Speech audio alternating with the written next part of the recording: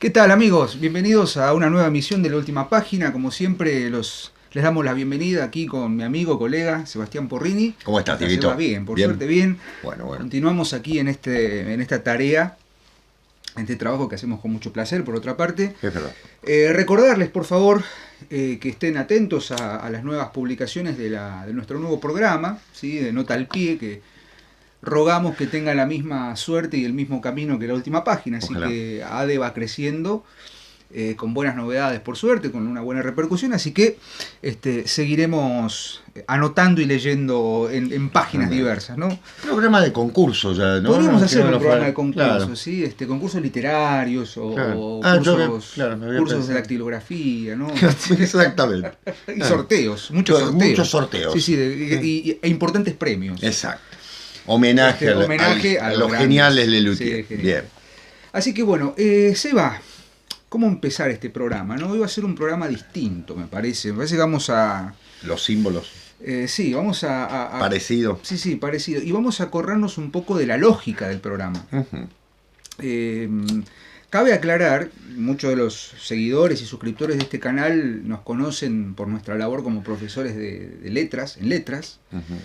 Pero nosotros tenemos una faceta, o si se quiere, un primer amor en el ámbito de las letras, que es la lingüística. Ujú. Nosotros obviamente no trabajamos temas de lingüística en nuestro programa porque sería de pronto profundizar en temas que no son lamentablemente interés de todo público. Claro.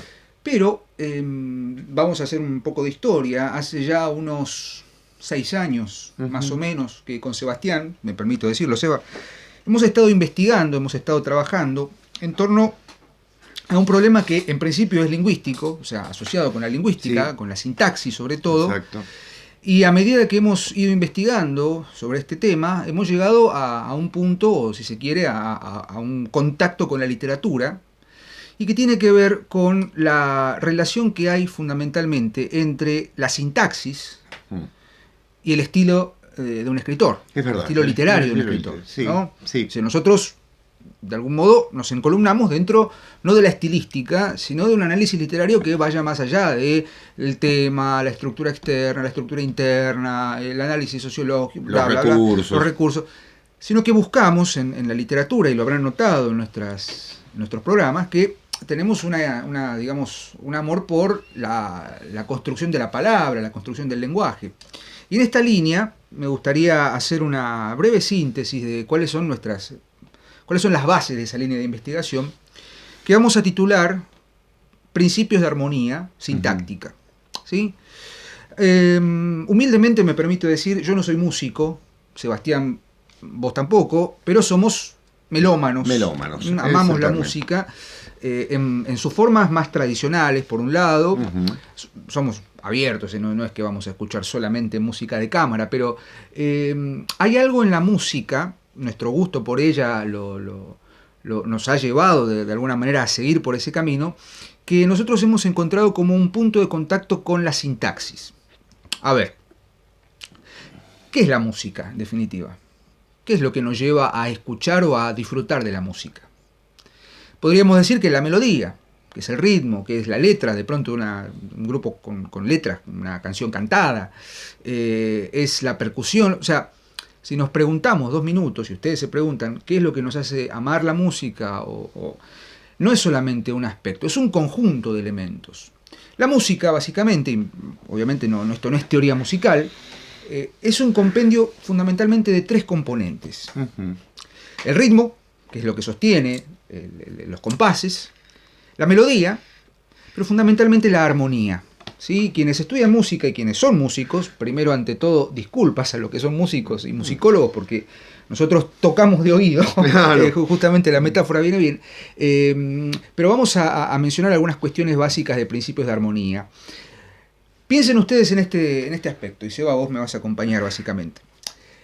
Si nosotros pensamos en la música, sobre todo occidental, vamos a tener en cuenta que hay 7 sonidos fundamentales, que son las 7 notas musicales, más 5 sonidos que son semitonos, lo que se llama, quienes estudian piano sabrán lo que es un semitono, es decir, la distancia entre una nota y otra de la escala musical, do, re, mi, fa, sol, la, si, se dice que hay un tono o un semitono entre una nota y otra. Notas naturales. Notas naturales y notas sostenidas o bemoles, dependiendo de si la escala es ascendente o descendente. Correcto. Figúrense, y seguramente en la pantalla van a ver un teclado de un piano, ¿sí? De izquierda a derecha se sube y de derecha a izquierda se baja, en tanto que los sonidos más graves van subiendo de intensidad y los sonidos más agudos, si avanzan uno de derecha a izquierda, van a bajar su intensidad. Exactamente.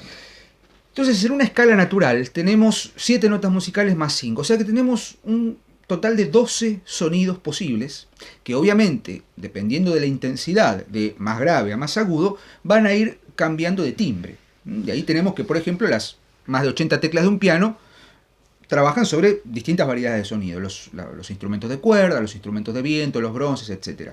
Depende, obviamente, en qué nota esté afinado cada instrumento. Pero, a ver, a lo que vamos es a esto. ¿Cómo es posible que con un elenco de solo 12 sonidos, un compositor, pongamos por caso Mozart, Bach, Beethoven, o el que ustedes deseen, puede crear una infinita cantidad de melodías, de ritmos, de sinfonías, de piezas, etc., con un elemento tan limitado como son esas 12 notas naturales y semitonos o notas intermedias? Se puede crear un mundo infinito. Entonces, la música, o por lo menos los principios musicales, dictaminan que no solamente hacer sonar esos sonidos constituyen una pieza musical. Básicamente, hablamos de música cuando tenemos un orden establecido de esos 12 sonidos sobre la base de varios principios de armonía. ¿Qué es la armonía básicamente? Si yo toco en el piano, figúrense lo siguiente, toco en el piano teclas de manera aleatoria, van a sonar seguramente. Difícilmente eso sea una melodía. Claro. Intuitivamente, con el tiempo y con un poco de práctica, uno puede llegar a ordenar, bien digo por intuición o por cercanía, puede llegar a ordenar qué sonidos son más correspondientes o se corresponden con otros. Claro, son consonantes. Son consonantes, me estaba faltando esa palabra. Ahora bien, cuando hablamos de armonía, ¿qué estamos diciendo? Es justamente la consonancia perfecta. Definamos armonía como el sonido de 2 o más notas juntas que generan un estado de, justamente, equilibrio sonoro. En el piano, natural. En el piano, la primera nota de la escala musical es el do. La segunda es el re. La tercera es el mi, la cuarta es el fa, y así hasta llegar nuevamente al do, y se vuelve a comenzar, lo que es una octava, se llama octava.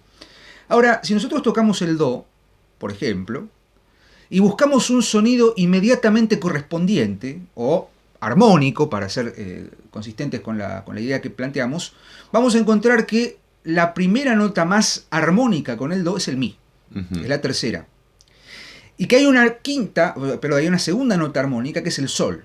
Que es la quinta. Que es la quinta, claro, ¿no? Desde el do al sol hay cinco componentes. Ahora, si nosotros en el piano tocamos esas 3 notas juntas, vamos a conformar un acorde. Do, mi, sol. O mi, sol, do, o sol, do, mi, teniendo en cuenta acorde mayor. Los acordes mayores y las inversiones de los acordes. Claro. Y paradójicamente, vamos a tener en cuenta lo siguiente. Si nosotros, por ejemplo, con la mano izquierda hacemos esa intersección de notas, do, mi, sol, se va a formar un sonido armónico, un acorde armónico, que me va a permitir, me va a abrir una cantidad de posibilidades con la mano izquierda que solamente se corresponden con ese acorde. Ese acorde domina una cantidad de sonidos X y a su vez se puede relacionar con otros acordes, lo que son las progresiones armónicas, las progresiones de acordes. Entiendo, y Seba, discúlpame que esto sea por ahí un poco abstracto, un poco teórico, deberíamos tener aquí un piano, nuestros medios técnicos son un poco escasos para llegar a ese punto, pero el principio de armonía dicta esto: hay por lo menos 3 sonidos que suenan en conjunto y que abren la posibilidad a infinitas combinaciones. Cuando nosotros tratamos de pensar el concepto de principios de armonía sintáctica, a lo que vamos es a esto. Hay una íntima relación entre el principio de la armonía musical y el principio de armonía lingüístico. Sí, señor. Sí. ¿Y a qué nos referimos con esto? Y obviamente nosotros no nos podemos arrogar la originalidad en esto, porque tenemos por supuesto a Lerdahl y Jackendorf, autores de la teoría general de la música tonal, que son dos lingüistas, un músico y un lingüista de la escuela generativo-transformacional de Chomsky, que en la década del 80 han desarrollado un trabajo imponente sobre la relación entre sintaxis y música tonal. O sea, nosotros estamos de alguna manera comiendo las migajas, pero nosotros vamos a esto. ¿En qué medida la sintaxis o el orden de las palabras y del lenguaje de una oración se corresponden con los mismos principios de armonía musical? Pensemos en esto, básicamente, para los que no conocen una palabra de sintaxis. Piensen en una acción, cualquiera. Vamos a poner por caso traer. Traer es lo que se denomina un verbo transitivo o bitransitivo. ¿Qué significa esto? Que automáticamente nosotros conjugamos el verbo traer, el verbo mismo nos exige, nos permite, o bien domina a tres componentes fundamentales. Alguien que traiga, lo que se trae y eventualmente para quién se trae. Correcto. El famoso alguien trae algo a alguien. Famoso, digamos. Famoso famoso solo para entendidos, disculpen lo críptico de esto, pero la gramática de los mundos posibles. ¿Sí? Cuando nosotros enunciamos o conjugamos un verbo, es algo muy similar a lo que hacemos cuando ejecutamos un acorde. No por nada el acorde natural se compone de 3 elementos. El verbo transitivo por antonomasia se compone de 3 elementos. La flexión propiamente dicha, el primer argumento, que podríamos decir el sujeto, quien hace la acción, el segundo argumento, quien recibe esa acción, o el objeto directo, por así decirlo. Y todo el lenguaje funciona de esa manera. O sea, toda la sintaxis funciona sobre la base de esos principios. Está bien, de pronto tenemos verbos que no son transitivos. Un verbo intransitivo, el verbo ir, los verbos volitivos, florecer, crecer, los verbos impersonales, haber. Cada verbo o cada componente del léxico gramatical tiene sus reglas de armonía, tiene sus permisos, tiene sus elementos regidos. Lo mismo que si yo toco una tecla negra en el piano, obviamente cambia la lógica, porque la armónica no va a ser una tecla blanca, o por ahí sí, y otra tecla negra. Exacto. Es decir, conforme yo elija componer determinada melodía con determinado sonido, con determinada nota, con determinado acorde, la melodía y la música, el ritmo va a cambiar. Lo mismo pasa con el lenguaje. Yo sé que estoy siendo un poco pesado con esto. No. Me estoy yendo un poco de tema, pero... Te tocó bailar con la más fea. Sí.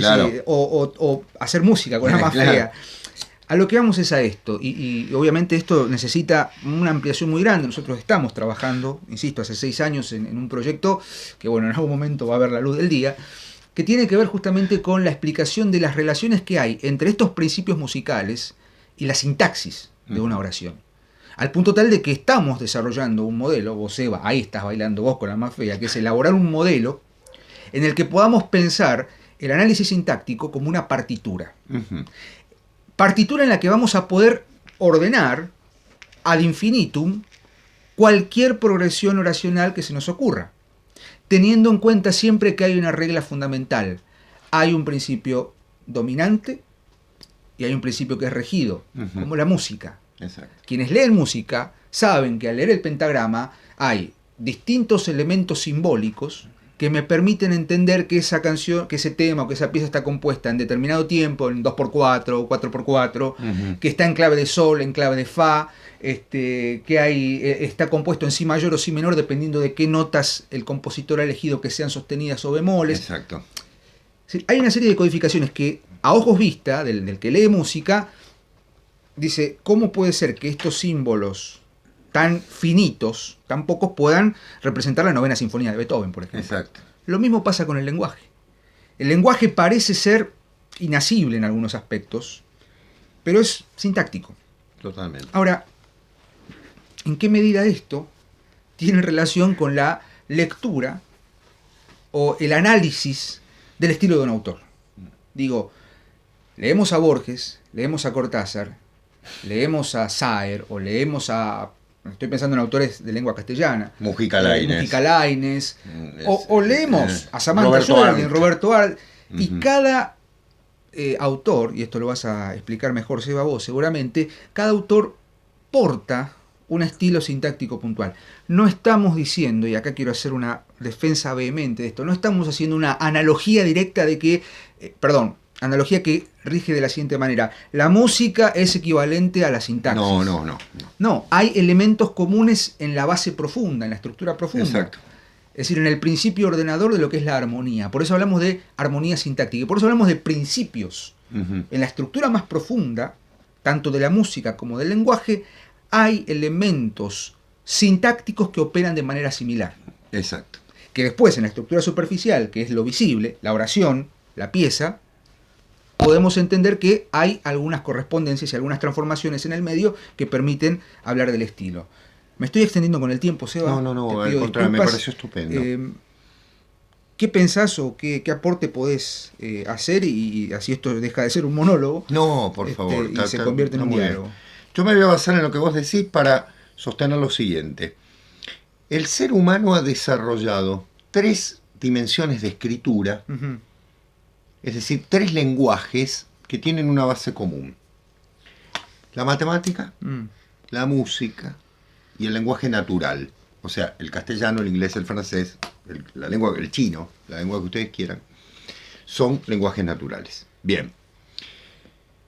Si me pongo a pensar específicamente en esos 3 lenguajes y voy hacia mi cerebro, hacia el cerebro de un ser humano, los 3 se articulan en la misma sección del cerebro. En el lóbulo izquierdo de nuestro cerebro, donde está el pensamiento lógico. Por suerte se combina con el artístico, con el creativo, y esto da una maravilla en el ser humano. ¿Qué quiero decir? Que los 3 lenguajes, el matemático, el musical y el lenguaje natural, o el lenguaje de cualquier lengua, sea el castellano, por poner por caso, se articulan en el mismo lugar. Piensen ustedes lo siguiente, que los 3 tienen una base, lamento decirlo, matemática. Es decir, la música es matemática expresada fónicamente. La lengua es matemática expresada semánticamente. Y la sintaxis es matemática. Con lo cual, las 3 dimensiones, es decir, la dimensión morfosintáctica, la dimensión semántica y la dimensión fónica, están en relación en el lenguaje natural de forma tal que responden a una armonía, como bien dijo Diego, a una armonía que es de naturaleza matemática. Nosotros en castellano, y en cualquier lengua la sintaxis es profunda y por lo tanto en cualquier lengua es común, ¿sí? No importa que haya diferencias superficiales, lo que nos encontramos es con una estructura que tiene posibilidades, pero tiene prohibiciones. Por ejemplo, para que nos entendamos, en castellano yo no puedo poner el artículo después del sustantivo. Yo no puedo decir perro él. Digo el perro. Y he construido un sintagma, una estructura. ¿Sí? ¿Por qué no puedo? Bien, porque operan determinadas reglas armónicas en sí, en el castellano como en cualquier lengua. ¿Esto qué quiere decir? Y voy al estilo. Esto quiere decir que la multiplicidad de posibilidades de expresar una determinada expresión, de construir un determinado enunciado, sea una oración o simplemente un enunciado, es decir, que no tenga verbo, sigue determinadas reglas. Ahora bien, cuando nos encontramos con un maestro, como el caso de un gran escritor, pongamos por caso, recién nombramos a varios, nos encontramos que aparece allí algo que es el debate sobre el estilo. Yo he ido a congresos, vos también, Diego, en los que se debate el estilo de un autor y se dice, claro, el autor utiliza tales adjetivos, tiene oraciones más extensas, tiene más comparaciones, más metáforas, más personificaciones, prosopopeyas y otros anacolutos. Anadiplos. Exactamente. Polítropon. Muy bien. El profesor es un diccionario de recursos de los cuales no recuerdo ninguno. De topos literarios, sí. Exactamente. Con lo cual, unos recursos de los cuales no me quiero acordar. Exactamente, la epéntesis. Claro. ¿No? Bien. Con lo cual uno termina de entender lo siguiente. Parece que el autor lo que hizo es una especie de mezcolanza de ciertos recursos, y entonces yo siempre pongo este ejemplo. Si yo nombro, a ver, Diego, ¿de qué autor estoy hablando? Mira, déjame que termine los recursos que voy a usar. Voy a usar una cantidad de imágenes, que son unos espejos, unos tigres, la rosa de los gnósticos, laberintos. Voy a nombrar a ciertos escritores de menor cuantía y voy a usar generalmente a Schopenhauer y a, digamos, y a Spinoza como filósofos de mi sustento idealista. ¿De quién estoy hablando? De Washington Cucurto. Exacto, claro, esto no estaba pensado. De Borges. Muy bien. ¿Soy Borges? ¿Por qué hago eso? No. Bien. ¿Dónde está el secreto de Borges? Si se me permite esto, que va a parecer una blasfemia de mi parte. ¿Dónde está el secreto de Cortázar? Porque digo, a ver, pongo un gato, pongo de pronto música de jazz de fondo. Oraciones largas. Oraciones largas, sin verbo, y digo, entonces es Cortázar. Creo personajes imaginarios, ¿sí? Creo situaciones que pueden parecer absurdas en el mundo real. Entonces soy Cortázar, de ninguna manera. Los dos maestros que estamos nombrando tienen una particularidad notable que los dos sostuvieron en una frase común que dijeron en distintos momentos. Borges lo dice en el caso de Siete Noches y Cortázar lo dice en Curso de Literatura, del cual Diego habló en su momento en el programa que dedicamos a Julito Cortázar. La literatura es sintaxis. Cuando digo estas cosas la gente me odia, pero estoy diciendo fundamentalmente esto. El estilo literario de un autor está en la sintaxis. ¿En qué? En cómo combina, en la armonía que tiene. A ver, encontramos en la construcción sintáctica de Cortázar, por ejemplo, una falta de verbos muy notable. Es decir, una falta de clave musical, al estilo del jazz. El jazz. No es porque nombre a Charlie Parker, o porque ponga de fondo a Armstrong, o porque ponga de fondo a Ella Fitzgerald cantando, o a Sarah Vaughan, ¿no? En un cuento que es jazzístico. Es su sintaxis jazzística. Es una sintaxis, un estilo que marca la liberación de ciertas estructuras basadas en la clave fundamental. Saco el verbo y los invito a leer, por ejemplo, uno de los cuentos fundamentales, Lugar llamado Kimber, en el que no hay verbo, ya desde el mismo título del cuento, trabajando con una libertad notable. Borges es lo opuesto. Borges es la armonía verbal en una construcción de ciertas estructuras absolutas, ¿sí?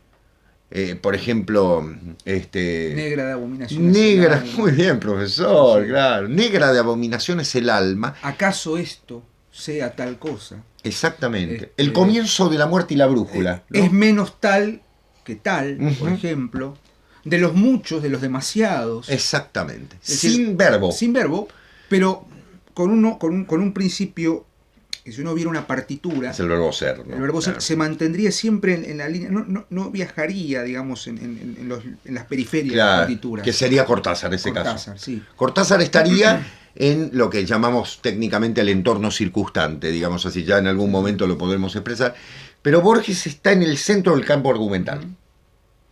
Y el estilo de ambos es absolutamente diferente, más allá de lo que se pueda decir respecto de los recursos.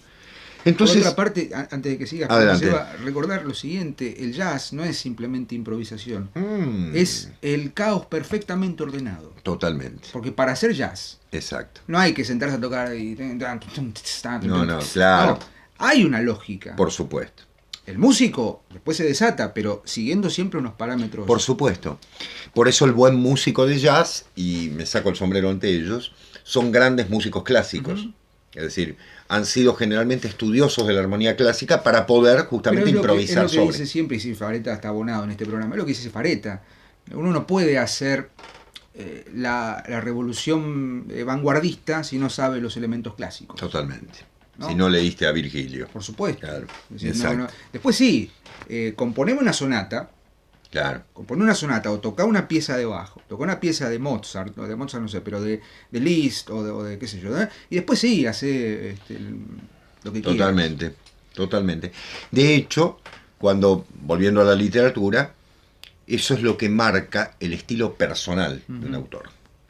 Es decir, no por haber elegido ciertas palabras o ciertos temas, sino más bien por la construcción personal. Eso que nos regusta en el fondo es la armonía que marca el estilo de un autor.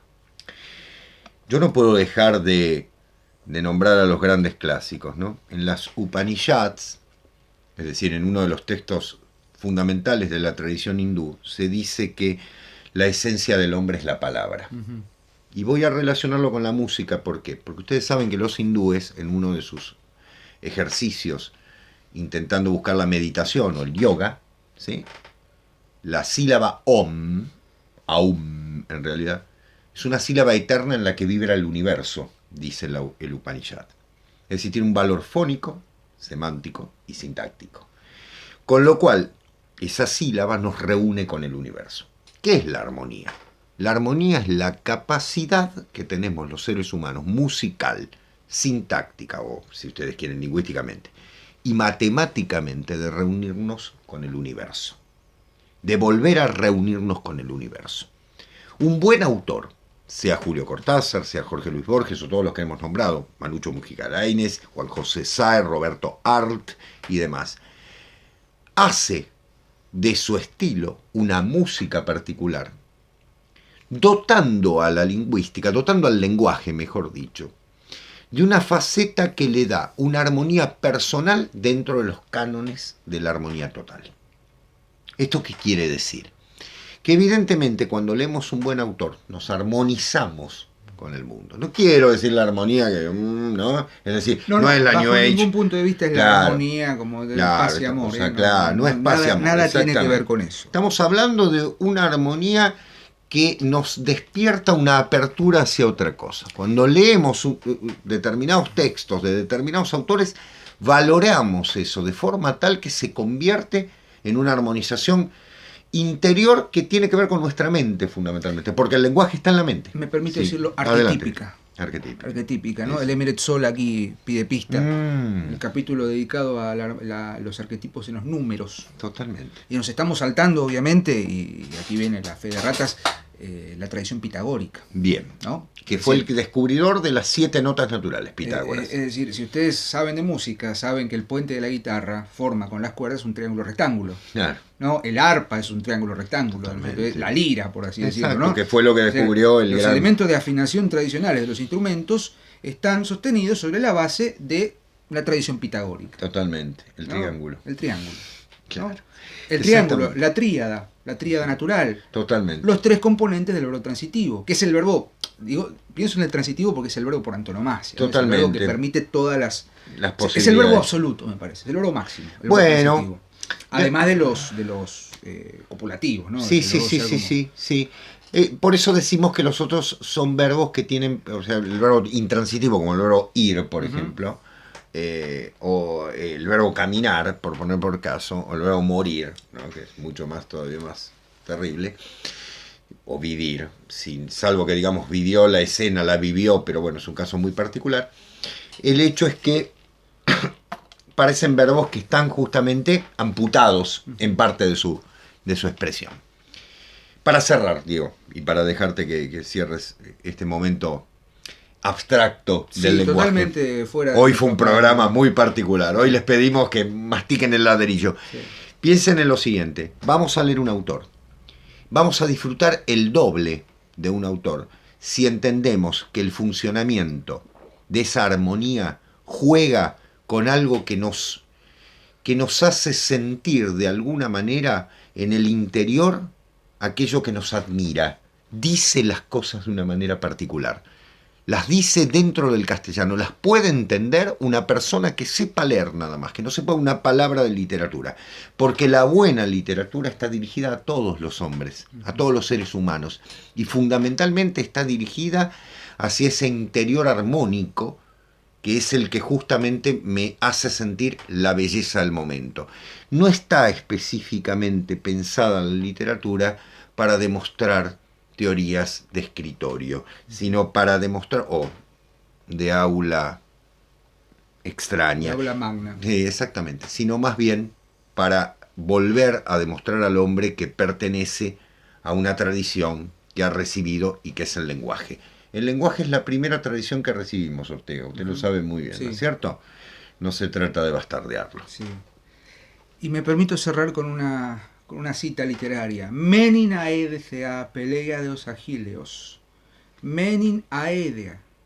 Canta o musa. Canta o musa. La cólera del peli de Aquiles. Cólera funesta Cólera que funesta. arrastró al Hades para pasto de los perros. Si en la Las Ilíada, almas de los héroes. que creo yo es el poema que funda la tradición mítica occidental, la segunda palabra es canta, Exacto. es porque hay una tradición respecto de lo que es cantar, y aquí me permito decir, aquí me pongo a cantar Es totalmente, claro. al compás de la vihuela. El poema poema fundante de la Argentina. Sí. digo, el Aedo como poeta es un cantante, Sí, claro. es el que armoniza el uno con el todo. Totalmente. Y la sintaxis es la que armoniza el lenguaje, uno con el todo. Totalmente. Este programa va a tener una segunda parte seguramente en algún momento, Sí. porque queremos, hay muchas cosas que quedan Vamos a por tener que tener fuera, un piano, grosso. sí, un piano y mejorar un poco la cuestión técnica de sonido, pero simplemente queríamos invitarlos a curiosear un poco sobre estos aspectos. Nos quedamos sin tiempo, pero con muchas cosas en el tintero. Así que amigos, los esperamos el próximo lunes en una nueva emisión de La Última Página. Seba, como siempre, un placer. Lo mismo, Y Diego. aquí estaremos, leyendo y escuchando música. Exactamente. Muchísimas gracias y que tengan muy buena semana. Hasta luego. Adiós, gracias.